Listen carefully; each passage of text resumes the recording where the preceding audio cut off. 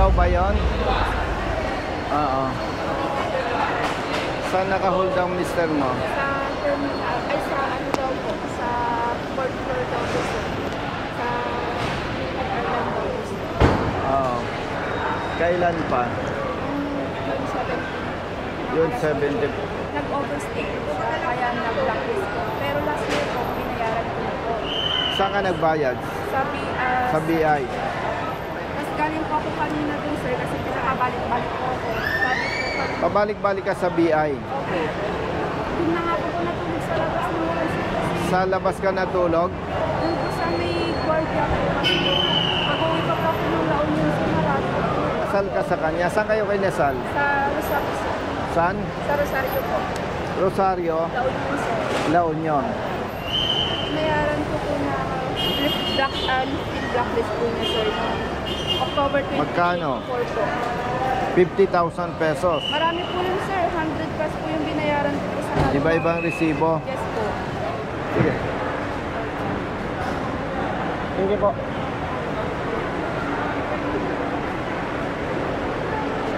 Ayun pa po. Sir, ayun pa po sir.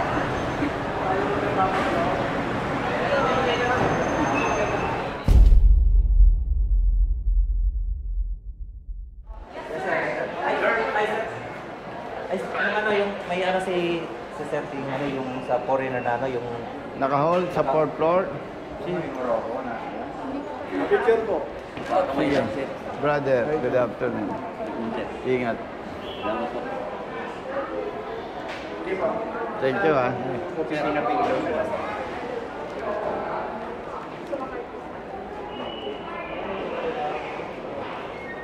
Saan may personal brother dito ng BI?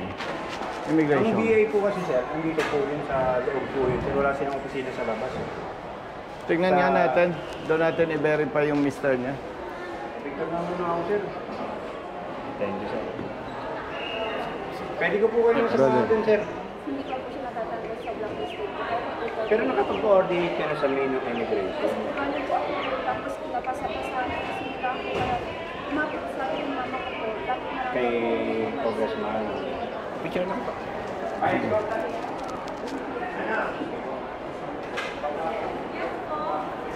Thank you sir. Pong, tama po ako. Dito mo. Hindi, stand by.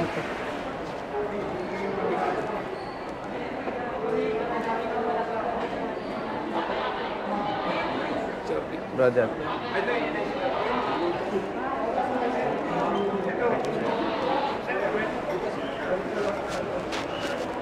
Picture lang sir. Labas natin. Thank you bossing. Salamat po. Kami po terminal. Ay, good afternoon. Pinay siya. Okay. May information siya na na-hold yung kanyang mister. Kasal siya. Ano asawa niyo? Muhammad po. Muhammad Izeldin Sid Ahmad po. Ibrahim. Ito, Mohamed Isaldin. Blacklisted po siya. May mga receipt siya dito na inayos niya, binayaran niya, brother. Brother, excuse me for your information lang, public service. No, naka-record tayo, ha. Ang gusto nating malaman, anong status niya ngayon? Sir, ang sinusunod po natin as protocol po dito, kung ano po yung nakalagay sa database namin. Kung dumating po ng June 17, blacklisted pa po, ibig sabihin, hindi pa po lifted ang ating yung blacklisting niya. Ang only the commissioner po ang makapag... Yes. Ano po. Oo. So mag-iintay po tayo ng order from the commissioner. And then sila na po mismo ang maglilip doon para po matanggal dito. Naintindihan ko, kaya nga ako nag-check dito kung nandito. So, based on your data, Yes. nandito yung tao. Pwede bang bisitahin namin? Kailangan po natin ng ano po, escort po sa airline. With respect sa iyo, brother, siguro ikaw magko-coordinate. Sige po, tara po. Sige lang. Basis na lang. Po tayo sa passenger mo. Good afternoon. Kasama ko po si Colonel Busita. Congressman po. Okay, meron tayong student pass. Salamat po. Philippine Airlines. Asawa daw ng Pilipina. May blacklisted so na hindi natin nakapasok. Gustong bumisita. Nag-ano si Ayun.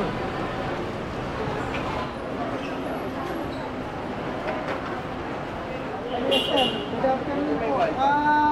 Nandito po kayo sa Terminal 1 ngayon. Si Colonel Busita. Nandito po sa Terminal 1. Ina-assist na asawa ng isang excluded passenger. Nag-aano po sila na makapasok po ngayon dito sa atin sa Terminal 1. Kahit lang doon lang po sa opisina po. Kaya nga po, hindi po wala ka na pong tulog. Matapos lang po. Thank you. Brother. From Sambales po, sir. Okay, okay. Saan po? From Group Dani po, sir. Sambales. So, hindi po namin nabayaran. So, last year lang po nabayaran. Diba? Thank you po, sir. From Sinalo po Sambales. kayo? Opo. Nagatid lang po. Ingat. Thank you, sir. Okay, sige. Okay po. With my wife po.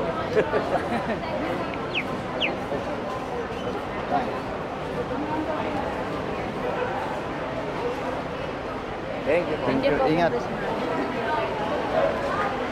Sabi po ni KM Arlen, kasama na lang daw po tayo sa opisina ni General Manager Lito Alvarez kasi sila lang daw po ang po pwede mag-approve, wala po siya. Okay, sige. Sasama na lang tayo. Okay, sige. Thank you. Mrs. Halika.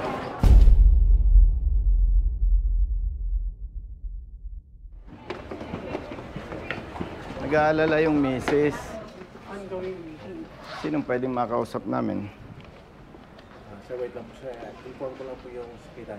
Sige. Wala po si GM po sir. Sige, mabilis lang kamo. Thank you. Brother, good afternoon. Meron kasing lumapit sa akin, kababayan natin, Pinay.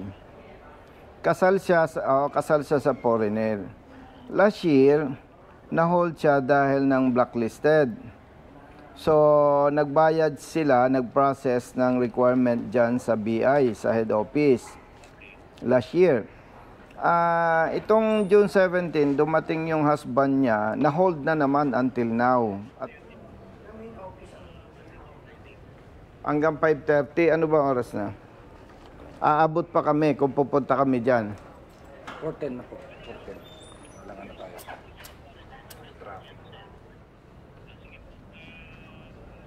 Ganito na lang brother, with respect sa iyo, kasi syempre Friday ngayon, picturean ko yung documents, tapos paki-verify ano bang nangyari, bakit ganun. Thank you ha. Thank you. Okay, bye-bye. Bye-bye. Picturean ko. Pareho ito, tsaka yan. Opo, naka-attach po dun sa lifting po niya. Sir, nasend ko na po lahat eh. Nasend mo na po lahat. sa office nyo. Yung mister niyo po ba, bakit na blacklist? Nag-overstay po ba dito? Overstay. Nung last time po, nag-overstay po siya. Okay. So, nung last year po, Indigency. So, indigency. So, nakabayad na po lahat yes ng po. penalties. Opo. May Okay, resibo. ngayon po, pinorward ko na po lahat dyan sa staff ni Commissioner Biado. Ang tanong brother, kung tayo nasa kalagayan niya, siyempre gustong makita. Ano ba ang polisiya ninyo? Magpa-escort na lang tayo hanggang sa... Nandun na po sa opisina ko yung asawa po niya. O sige. Pinababa ko na po. Okay, thank you. thank you po. Kung may excluded passenger kami, kailangan gusto lang daw kung nakita ng asawa yung passenger. Nandun na po sa opisina ko. Ano sir eh, actually si Sir Robert, nasa sir eh. FGM. Oo po. Oo nga po, hindi rin namin Kasi mapos. nandito si Sir Alvin. Pwede po bang... Sir, Good afternoon. mangingi ako din ng permiso. Kahit ang nandun na sa opisina ko, pinababa ko na yung pasahero, yung asawa ng inay, para lang makita niyang maayos yung asawa niya kasi dumating dito blacklisted so hindi natin mapapasok. So, it's been 4 days na daw. So, nagwo-worry na ang asawa. Iyaano lang natin. May office na? Oo, nasa office na. Dito nag-aral yung husband mo. Sa Baguio po. Ilang years? 1 year po sa Baguio, tapos sa Dagupan po is 2 years po. Brother, Congressman. yes. Check ko na po, initially, hinahanap lang itong documents na hindi ko po kung nasaan. Pero naipilit ko na rin po sa terminal pag na yung subject natin. Anong status niya? Hinahanap pa po yung documents po niya. Right now, pinapatrace pa po namin. Alam na rin po ng support staff namin, inasikaso na po nila Congressman. So, anong... So, balikan ko po kayo once ma-confirm namin kung nasaan yung documents. Kasi sa records po namin, wala nang natatransmit sa Office of the Commissioner. So most likely, nasa legal division pa po siya. Tinitrace lang po ngayon. So, anong magiging possibility niyan kung makita ninyo na hindi pa approve? Tingnan po natin, Congressman, kung nasaan yung papel para doon po sila makapag-assess yung mga lawyers po namin dito sa Office of the Commissioner po. Actually, kaya ito pumunta sa office ko, hindi na malaman kung saan makikipag-usap at kung anong gagawin eh. Oo, kaya kami ume-epal. Anyway, hindi mo naman kasalanan yan, ano? Wait ko na lang kung anong advice ng BI. Sige po, sir. Antayin ko lang po yung sa legal po para makita lang nila yung documents. Then, ma-assess ko yan kung ano talaga yung course of action na gagawin po. Okay, please. Okay, sir. Sige po. Okay, bye-bye. Bye-bye.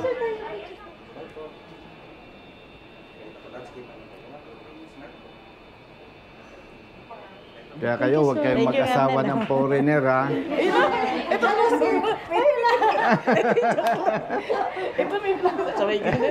Bye-bye. Thank you. Brother, saan tayo daw? Okay, tama. Sama mo. Brother, pakamay. Muwi na kayo. Okay, thank you. Pasok tayo, Chief. Boss, brother, mamayat ka, ha? Okay, so. Dito na tayo sa lalabas na tayo. Brother, Laurente, taga saan ka? Sa Colusyon, sir. Layo, ah. Thank you. Okay.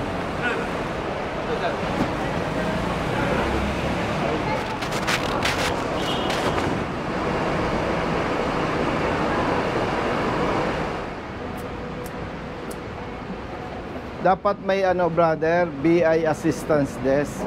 Meron naman po doon sa main office ko. Nagpunta po siya na main office. Dapat po na asikaso po siya. Brother. Hello po. Ingat.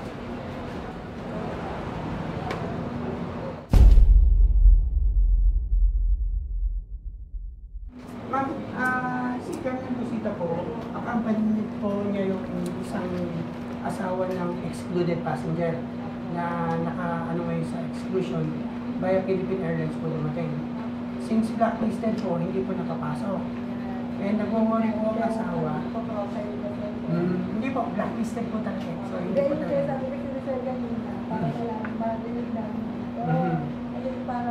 Okay po. By the way, ma'am, excuse me. Sasali lang ako. Hindi kasi binabanggit niya. Blacklisted siya last year. Nag-comply yung misis. May mga resibo sa BI. Unfortunately, hanggang ngayon, hindi pa deleted sa blacklist. Sinasabi ko sa inyo kasi iba yung dating na blacklisted. No? Oo. Ito yung wife niya.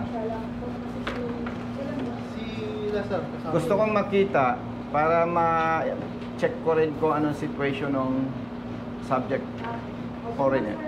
Okay, thank you. Chief, with all due respect, banggitin mo pag may nakausap hindi po, ka. Sir, ang ano po kasi, dito po sinabi ko lang po na kaya hindi po napapasok dahil blacklisted. Hindi, ganito. Kanina pa ako nag-observe sa'yo eh. May nakakausap ka sa office, di ba?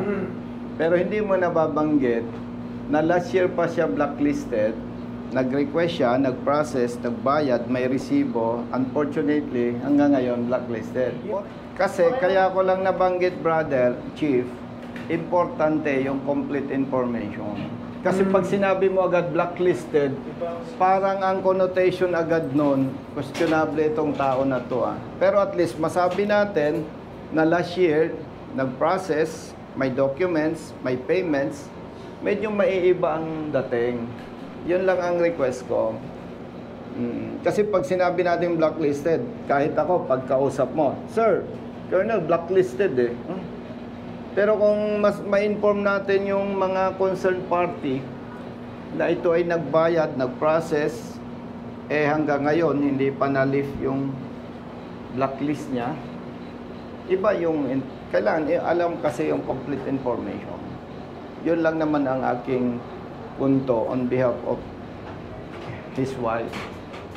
Good afternoon. Wait lang sir, yung si ID na lang po sir, tsaka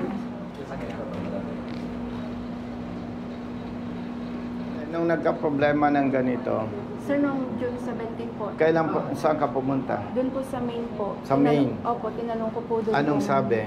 Ang sabi po sa akin, kumuha daw po ako ng SPA para daw po ano daw po yun po yung pinapirma ko nung June 18 po dito po ulit sir. Bumalik po ulit Kanino ako dito. pinapermahan? Sa asawa ko po kasi yun po sabi sa immigration po. Tapos So bumalik nakaharap po mo ulit siya? Hindi po nila inalaw. After noon, anong nangyari? Ano po, edi pinasis ko po ulit tapos pinagawan po ulit ako ng SPA na representative po ako. Tapos bumalik po ulit ako doon, sabi po sa akin, balik ka ng Friday para to follow up daw po. Edi bumalik po ako kanina. As nag-antay na po ako doon na hanggang magbukas po. Tapos nung sinabi ko po, sabi niya hindi pa daw po siya napaprocess. Sabi ko naman po, last year pa po yan. So, ibig mong sabihin, walang malinaw na sinabi sa'yo sa Bureau of Immigration? Wala po. Nung umakyat po ako ng commissioner po, Office of the Commissioner. Opo, pinasa po ulit ako dun sa taas po. Tapos nung pinakita ko po yung document po, sabi po niya, ma'am, pulin mo to, sabi niya, punta ka, mag-request ka ng SPA. Yun po yung ulit yung ginawa ko po, pumunta po dito sa airport po. So, hindi lang 4 na beses. Hindi po. Taga La Union ka. Yes, sir. Rosario po. May kamag-anak ka dito sa Manila, Sa Cavite po. sa Cavite. So, ibig mong sabihin, naku, La Union. Nabiyahe kasi galing pa po siya noon. Ibig mong sabihin sa La Union ka umuwi. Opo sir, nung June 18 po, nung June 18 po, after ko po nagpasa po ng SPA, kapilitan po na umuwi po ako ng La Union, tapos bumalik po ako ng alas 12 kanina po, ng madaling araw. Nag-antay na po ako hanggang mag-open po ng immigration po, para maaga po akong matapos sana. Pero yun po. Thank you, okay. Salamat po.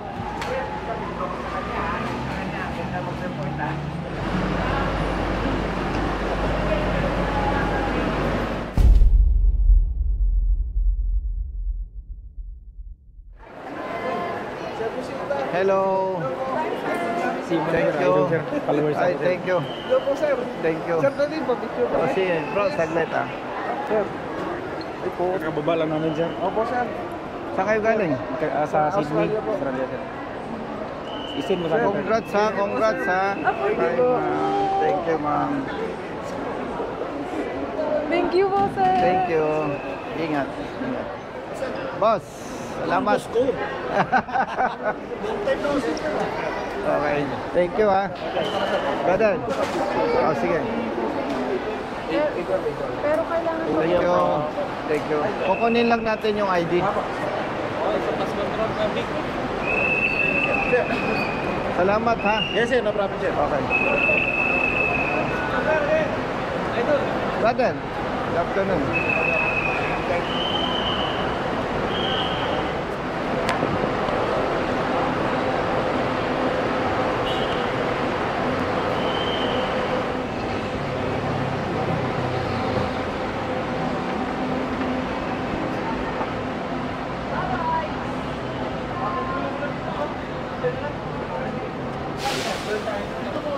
Hindi na kami peperma.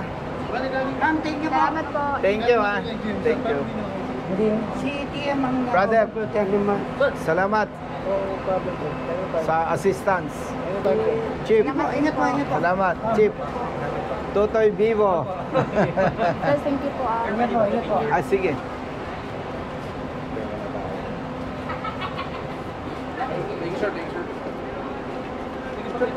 Ayos po. Thank you, sir. ba? Ay, di okay. Yes po. Down yun po talaga siya. Thank you po. Thank you. Pangasinan ko kayo? Saan po, sir?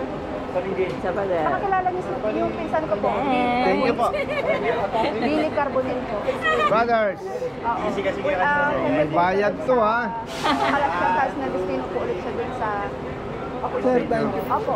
Thank you ha, thank you. Dito ko po dati yung retirement na Brother. Kapitula po. Kapitula po. Thank you. Ingat kayo ha. General. Ingat. Thank you, Dito ko po brother. yun. Ingat. Brothers, sabi mo sa tropa ha. Thank you.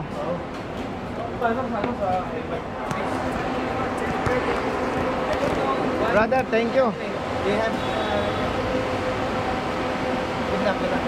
Thank you sa assistance sa Snappy. Thank you. Let's go. Thank you.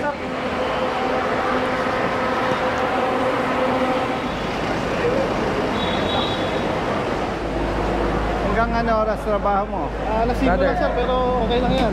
Okay. Overtime. Okay, kita na kita.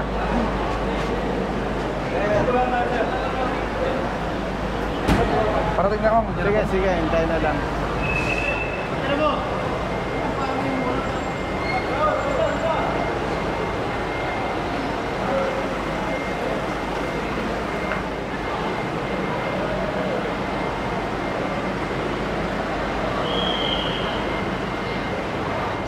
Thank you, sir. I-open mo yung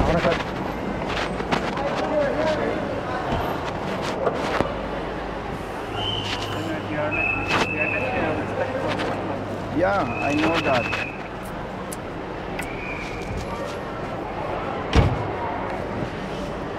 Sir, thank you, sir. Thank you, sir. Thank you, sir. Thank you, sir. Thank you po. Magandang araw po sa ating lahat. Narito po tayo ngayon sa Pasay. Labas ng NAIA Terminal 1. At ito pong ating kapatid na si Brother Mohammed Ibrahim. Yes, bro. Yes, bro. Ay husband nitong ating kapatid na Pinay. At base po sa documents noong 2024, na-hold na yung ating kapatid na si Mohammed. Yes po. Dahil nasa blacklist siya. Nasa blacklist, ibig sabihin, mayroong document siguro na kailangang makomply.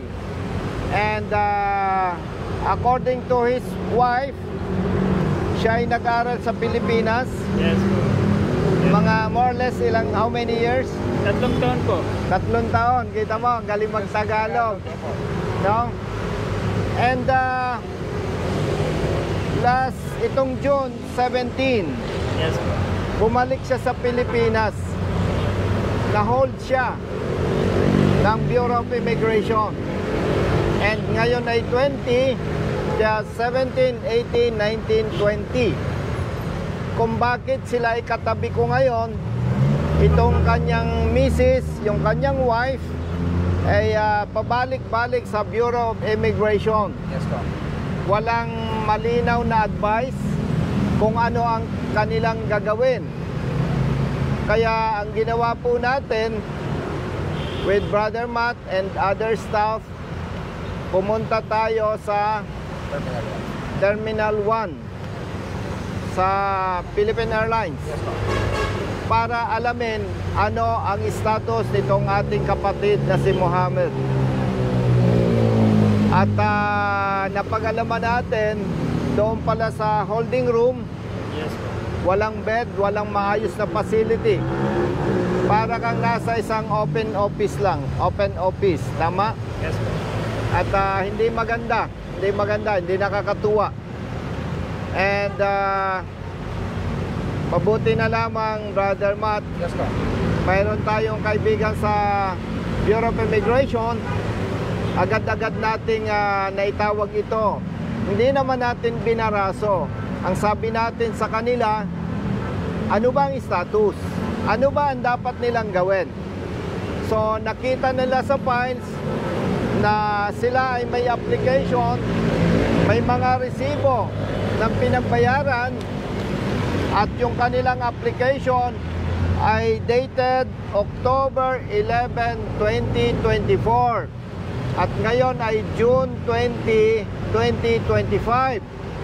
Kaya hinihiling natin sa Bureau of Immigration, especially sa Commissioner, na sana wag nang danasin ito ng iba. Bagamat itong ating kapatid na si Mohammed ay foreigner, tao pa rin siya. Ibig sabihin tao, dapat ay tinatrato siya ng tama sa pamamagitan ng pagproseso ng kanyang documents sa lalong madaling panahon. Hindi katulad nito, ilang months nang inabot, no? At itong ating kapatid na Pinay, pabalik-balik pa from La Union to Manila dahil wala naman siyang kamag-anak pala dito sa Metro Manila. Tama? So, ganun lamang. Ito po ay of course, sa tulong ng ating mga kaibigan sa airport, no? Hindi ko naman kilala, hindi ko na isa-isahin sila.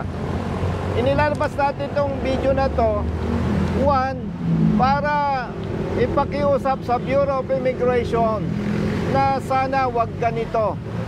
Pangalawang purpose, bakit inilabas natin to, ito ay pangalawa na sa ating inaksyonan na may problema sa Bureau of Immigration, na sana mabigyan ng atensyon itong mga ganitong problema, na iangat natin ang antas ng ating public service regardless kung foreigner or Filipino o Pilipina. Dapat ayusin natin ang serbisyo at wag nang maulit pa. Kanina merong security area na hindi kami pwedeng mag-video. Siyempre, respeto sa authority, hindi kami nag-insist. Kaya doon sa aming pag-uusap, doon sa proseso, ay wala kaming video. By the way, tama-tama, ang aking t-shirt ngayon ay Real Service Advocates of the Philippines, hindi Road Safety Advocates of the Philippines. Binuo namin ang Real Service Advocates of the Philippines, RSAP, para hindi sasabihin ng iba, masyadong epal si Colonel Busita. Pati hindi problema ng motorista pinapakialaman. At sa ating mga kababayan na magkakaproblema, na nangangailangan ng tulong, yes, sir, basta legal, basta tama, kakampi po ninyo kami. Congratulations. Thank you. Okay. Thank you, sir. Congratulations.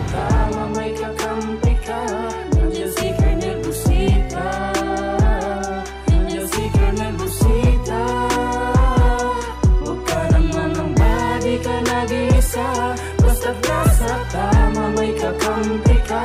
Nandiyan si Colonel Busita. Nandiyan si Colonel Busita.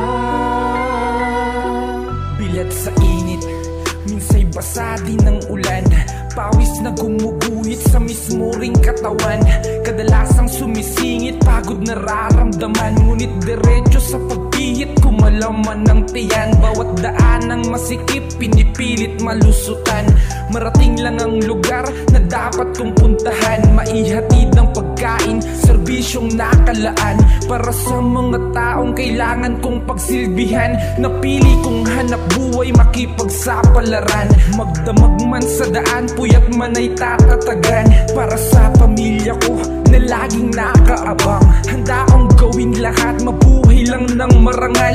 Kahit pa may sandaling tila ba natatapakan ng karapatan sa tuwing minsan ay nararanasan. Di patas na pagtingin ng ilang nanunungkulan. Mga taong abusado sa kimsa kapangyarihan.